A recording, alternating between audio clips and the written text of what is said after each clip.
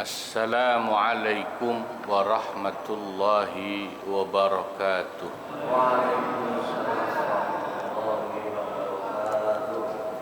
Ila hadratin nabiyil mustafa sayyidina Muhammadin sallallahu alaihi wasallam wa khususan syekhina al-mukarram wa muallifi hadzal kitab wa syarihihi radhiyallahu anhum.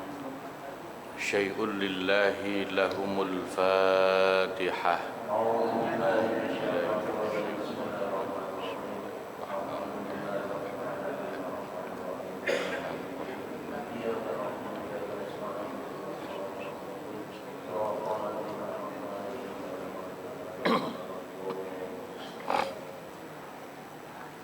Bismillahirrahmanirrahim. Alhamdulillahi rabbil alamin. وبه نستعين على أمور الدنيا والدين والصلاة والسلام على سيدنا محمد وعلى آله وصحبه أجمعين. ما بعد. حضرات المكرمين والمكرمات, para asatidz dan para guru, para sesepuh serta jamaah ukhuwah Islamiyah yang dimuliakan Allah, bil khusus guru kita Bapak Kiai Haji Muhammad Misjan, juga Bapak Kiai Haji Abdul Hamid Mustafa.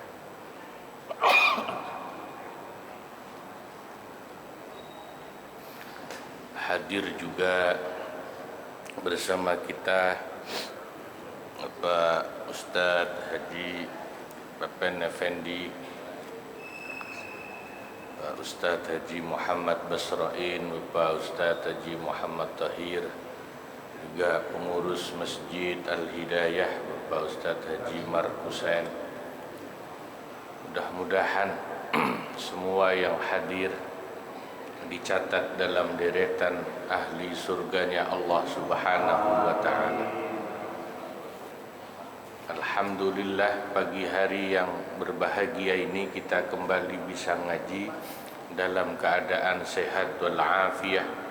Semoga Allah berikan panjang umur, Allah tambahkan barakah dan istiqamah kepada kita semua.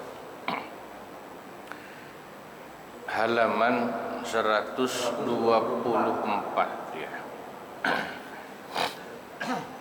Yang bawah ya. Bismillahirrahmanirrahim. Au bada'a bisighati ta'liqin, atau bila sang suami memulai dengan sighat ta'liq.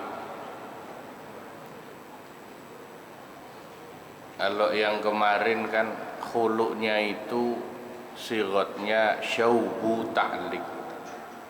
Ya, ada kecampuran ta'liq.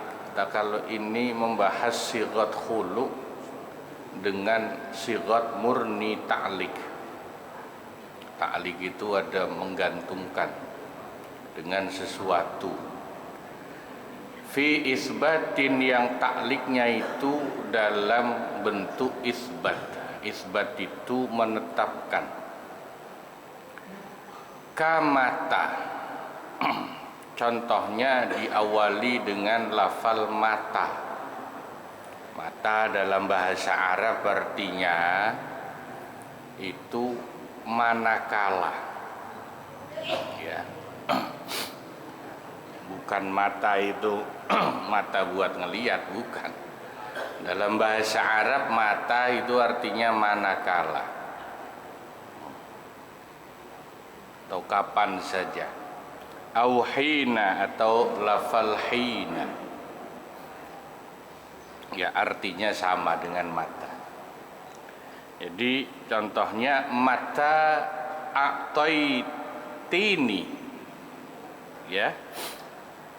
Karena ini yang diajak ngobrol istri, jadi dhamirnya mukhatabah, muannas. Mata atau pakai hina a'taitini, kadza fa anti talikun. Manakala kau memberikan kepadaku sekian, uang sekian, maka kau tertalak, kau telah tertalak. Maka sigat yang seperti itu fata'likun adalah sigat ta'lik, khulu dengan ta'lik, liqtida'is sigati lahu, karena kesesuaian sigat dengan ta'lik itu. Fala talaqa illa ba'da tahaqquqis sighati, maka tidaklah langsung jatuh talak kecuali sesudah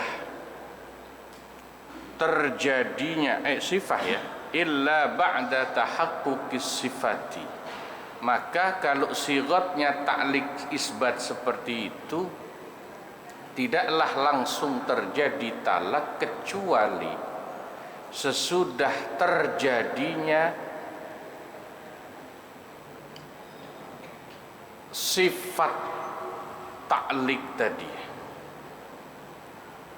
terjadinya sesuatu yang sesuai dengan sifat sighat ta'lik tadi. Artinya kalau istri sudah memberikan apa yang suami ucapkan tadi, baru jatuh talak. Kalau belum, tidak jatuh talak. Wala ruju'a lahu anhu qabla sifati, dan suami tidak boleh menarik kembali sighat ta'liknya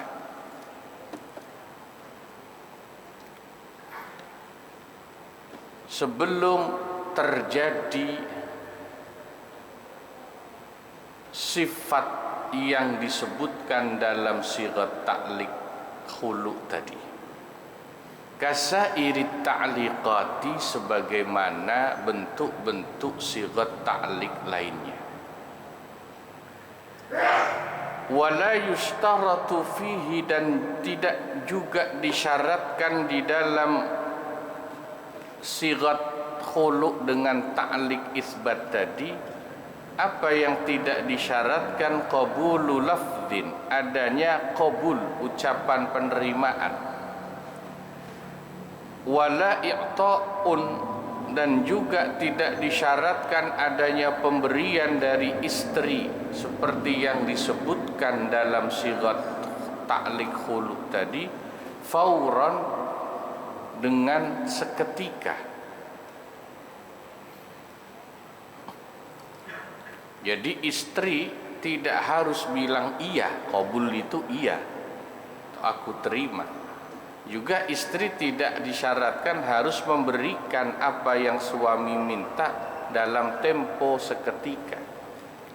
Bal yakfil i'ta'u, akan tetapi cukup adanya pemberian dari istri itu, walau ba'da an tafarraqa, sekalipun suami istri itu sudah berpisah, anil majlisi, dari majlis tempat ijab qabul itu,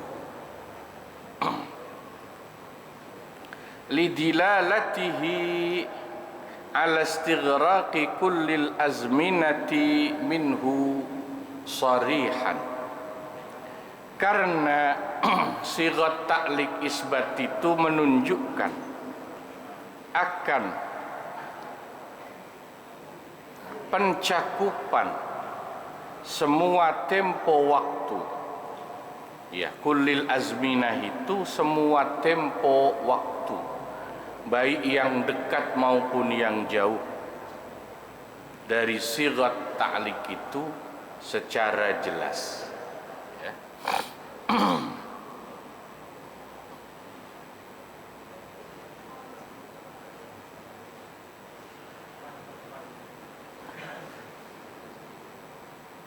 Ya, itu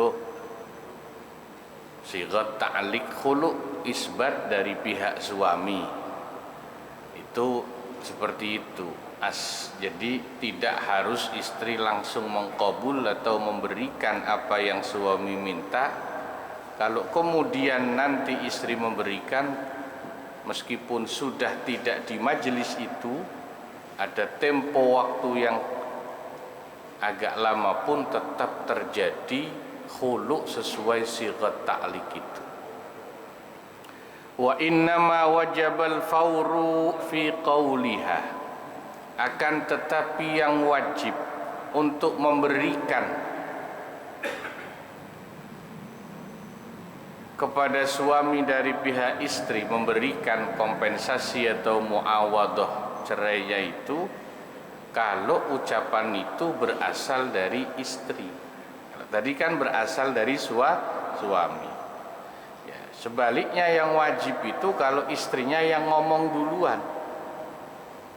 Contohnya begini, istrinya ngomong, mata tallaqtani falaka kaza, mata tallaqtani falaka kaza, manakala kau talak aku bang, kau ceraikan aku, maka kau akan mendapatkan sekian ganti dariku.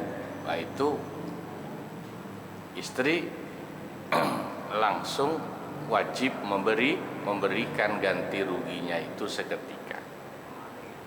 Li'annal ghaliba, karena yang kaprahnya, yang lumrahnya, ala janibiha al-muawadhah, adanya ganti rugi dari pihak istri.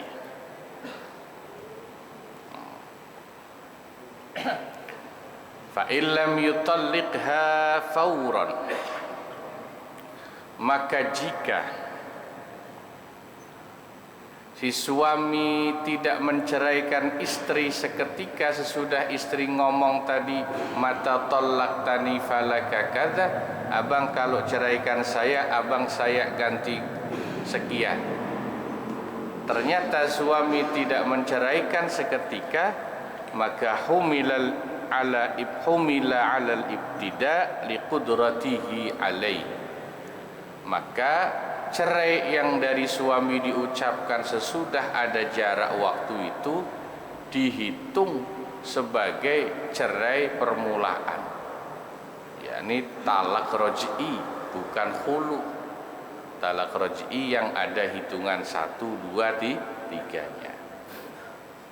Karena suami sebetulnya mampu untuk langsung menjawab, ya kau aku ceraikan. Tapi suami kok tidak ngomong, langsung menjawab permintaan istrinya, maka tidak dihitung khulu.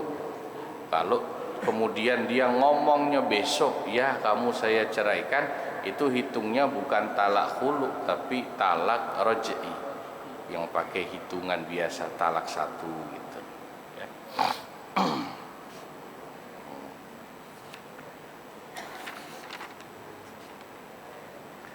Amma idza kanat ta'liqu fin nafi, adapun jika sighat khulu ta'liq khulu itu dalam bentuk nafi, nafi itu meniadakan ya. Tadi kan sighat ta'liqnya isbat, isbat itu menetapkan. Jadi ta'liq itu sighatnya ada 2, ada isbat, ada nafi. Isbat menetapkan. Kalau nafi meniadakan. Bingung ya?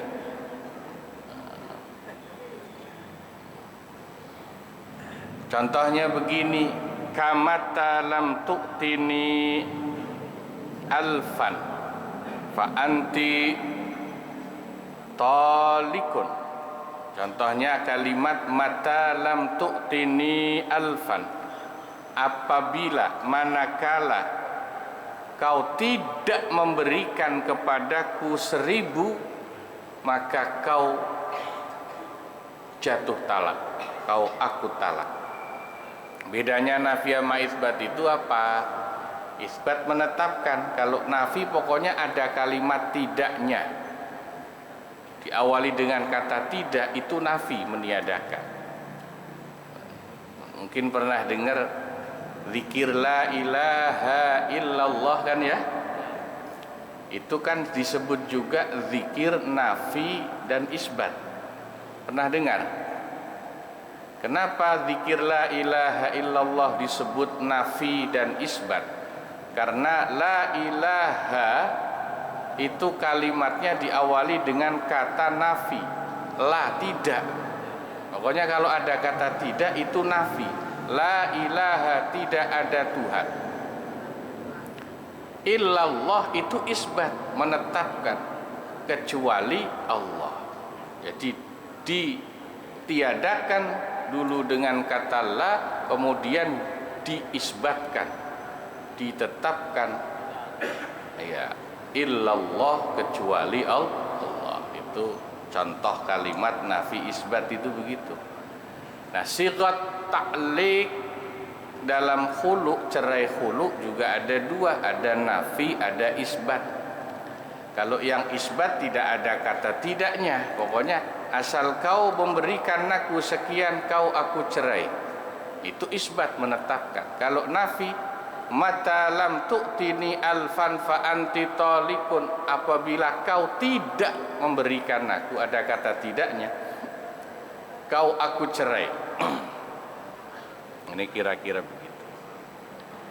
Kalau sigat ta'liq khulu'nya itu bentuknya nafi, maka falil fauri itu harus seketika, bermakna seketika jatuh. Maknanya tidak ada tempo waktu. Fatutallaqu bimudhi zamanin yumkinu fihi al-iqta' falam tu'tihi. Artinya seketika itu begini, si istri menjadi ditalak, jatuh talak kepada istri sebab terlewatnya waktu yang di waktu itu memungkinkan bagi istri untuk memberikan ganti rugi kepada si suami, tapi dia tidak memberikan. Suami ngomong kepada istrinya, apabila kau tidak memberikan aku sekian, kau aku cerai. Nah, istri ada waktu yang cukup untuk memberikan, tapi dia tidak memberi, berarti langsung berlaku kalimat itu. Istrinya berarti kena talak gitu ya. Ini ya, jadi namanya ilmu fikih itu, saudara-saudara, ternyata juga butuh pemahaman ilmu nahwu, ya, erat kaitannya dengan ilmu nahwu, ilmu bahasa Arab. Orang kalau tidak belajar ilmu nahwu biasanya sulit memahami dan mendalami ilmu fikih, ya. Maka sampai ada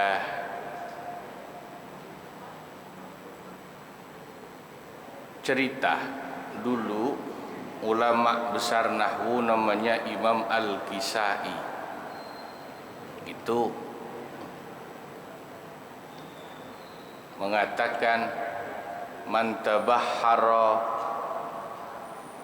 bi ilmin wahidin yahtadi bihi ila sairil ulum.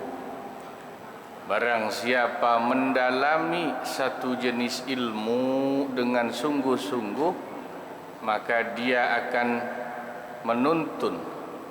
bisa menuntun ilmu itu kepada ilmu-ilmu yang lainnya. Orang kalau belajar ilmu nahwu benar, bagus, insya Allah nanti bisa faham ilmu-ilmu yang lainnya. Maksudnya kira-kira begitu. Ini yang ngomong Imam Al-Kisai, ulama besar nahwu. Ya. Maka satu hari datanglah ulama fikih namanya Qadhi Abu Yusuf, murid dari Imam Abu Hanifah, ulama fikih, mencoba mengetes Imam Al-Kisai sesuai ucapannya tadi. Katanya orang kalau pinter ilmu nahwu, benar-benar pinter, insya Allah untuk bisa paham ilmu yang lain seperti ilmu fikih itu jadi gampang. Dites tuh sama Qadhi Abu Yusuf. Qadhi Abu Yusuf bilang kepada Imam Al-Kisai, antal imamu fin nahwi wal adab. Anda ini kan ulama pemimpin ilmu nahwu dan ilmu sastra. Adab itu sastra. Anda bilang katanya barang siapa menguasai satu jenis ilmu dengan tabahur, tabahur itu artinya mendalam, akan bisa memahami ilmu yang lain. Betul?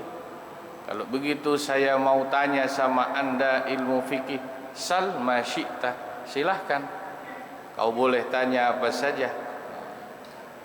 Akhirnya dites sama Qadhi Abu Yusuf, bagaimana hukumnya orang yang sholat lupa entah lupa rokaat tadi 2 apa 3 ya, 3 apa 4 gitu kan sering ya. Namanya orang kalau sholat pikirannya ngelayap kemana-mana. Potongan-potongan saya sampean ini kan kalau sholat seringnya ngelayap pikirannya kemana-mana, sering lupa bilangan rokaat. Itu kan disunnahkan nanti sebelum salam sujud, atau lupa dalam sholat tidak mengerjakan sunnah ab'ad, misalnya tidak tahiyat awal, gitu kan, sunnah ab'ad. Kalau sholat subuh lupa baca doa kunut, juga sunnah ab'ad. Itu kan juga nanti disunnahkan sebelum salam sujud sahwi kan 2 kali ya sunnahnya ya. Nah ini orang lupanya kebangetan, kata pertanyaannya itu, udah tadi lupa nggak tahiyat awal misalnya, pas sujud sahwi sih dia, bener, cuman sujud sahwinya lupa 3 kali, aturan cuman 2 kali jadi 3 kali, bagaimana nih hukumnya? Lupa lagi kan, berarti perlu sujud sahwi lagi nggak? Pertanyaannya begitu.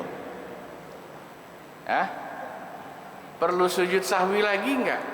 Karena lupa waktu sujud sahwi sampai 3 kali dia. Nah ini fikih dites oleh Imam Qadhi Abu Yusuf, ya apa tadi Imam Al-Kisai itu. Tapi karena beliau meskipun bukan ulama fikih, tapi sudah bilang kalau ngerti ilmu nahwu bener-bener, maka insya Allah ilmu fikih juga paham. Maka apa jawab Imam Al-Kisai sebagai bukti ucapannya tadi? Beliau jawab dengan pakai kaidah nahwu, bunyinya al-musaghar la yusaghar. Kalimat yang sudah ditasghir tidak bisa ditasghir lagi, ya artinya ya nggak perlu sujud sahwi lagi gitu. Tasghir itu adalah salah satu bab dalam ilmu nahwu, ketika satu kalimat itu berubah bentuk dari kata aslinya. Tasghir itu merubah kalimat dari wazan aslinya karena ada niat untuk menunjukkan arti kecil gitu. Tasghir itu ya, makanya berubah wazan. Contohnya Umar ditasghir jadi Umair. Anas, Umar kan Umar biasa artinya, kalau ditasghir jadi Umair, itu artinya Umar kecil. Sudah berubah bentuk tuh. Anas dirubah kalau ditasghir jadi Unais, Anas kecil gitu ya. Berubah bentuk. Itu kalau sudah ditasghir begitu nggak bisa ditasghir lagi, nggak bisa dirubah lagi. Sama seperti sujud sahwi. Warakas itu kalau ditasghir jadi wuraikis atau wuraikisun gitu. Karena kalau sulasi wazannya fu'ailun, kalau rubai kalimatnya fu'ailun atau fu'ailun. Di alfiyah disebut fu'ailani ij'ali sulasiya idza saghartahu nahwu qudhayin fi qudha. Fu'ailun ma'a fu'ailin lima faqaka ja'li dirhamin duraihima. Nah, itu bab tasghir di alfiyah. Jadi kalau sudah ditasghir tidak bisa dirubah lagi, ditasghir lagi itu tidak bisa ya. Jadi itu ternyata kaidah ilmu nahwu bisa dipakai dalam ilmu fikih. Ya, kalau sujud sahwi sudah berubah bentuk dari aslinya, nggak bisa dirubah lagi. Gitu maksudnya. Yang aslinya cuma 2 kali, kok sudah dikerjakan jadi 3 kali karena lupa, gitu kan tadi? Nggak bisa ditambah lagi sujud sahwinya meskipun lupa. Ntar nggak kelar-kelar kalau gitu. Lupa mulu ya. Nah, penyakit orang sholat ya, pikiran yang layap kan banyakkan lupanya. Contoh, tadi lupa rokaatnya berapa, harusnya sujud sahwi sebelum salam. Sebelum salam lupa dia sujud sahwi. Begitu salam baru ingat, ya gua nggak sujud sahwi. Itu kan harusnya nih ya, kalau lupa sebelum salam sujud sahwi, boleh sujud sahwi sesudah salam. Gitu, sujud sahwinya sesudah, asal jangan lama-lama jaraknya. Belum sujud sahwi. Itu habis itu harusnya masih bisa sujud sahwi. Lupa lagi dia. Buru wiridan, kalau cuma wiridan sih mending, habis wiridan keburu ngopi sama makan gorengan, mengerokok berapa batang baru inget, ya gua aturan kan tadi sujud sahwi, lupa lagi. Ya kalau itu mau udah kasep pak, udah kelewat ya. Allah, ya, orang emang banyak lupanya sih. Ya, nah ini contoh kaitan ilmu fikih dengan ilmu nahwu ya. Nah, jadi memang terutama dalam bab muamalah, baik dalam jual beli maupun munakahah, pernikahan dan lain-lain, ada namanya dialog ijab qabul manusia dengan manusia. Itu kalau dalam ilmu fikih butuh memahami ilmu nahwu. Ini kalau ucapan begini nih secara ilmu nahwu, nanti jatuhnya dalam ilmu fikih beda dengan kalau ucapan begini. Misalnya tadi ada nafi, ada isbat tadi ya. Ya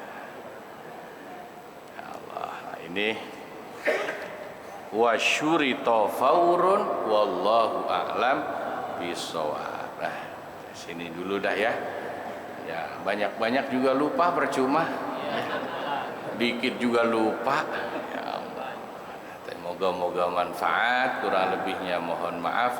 Wassalamualaikum warahmatullahi wabarakatuh.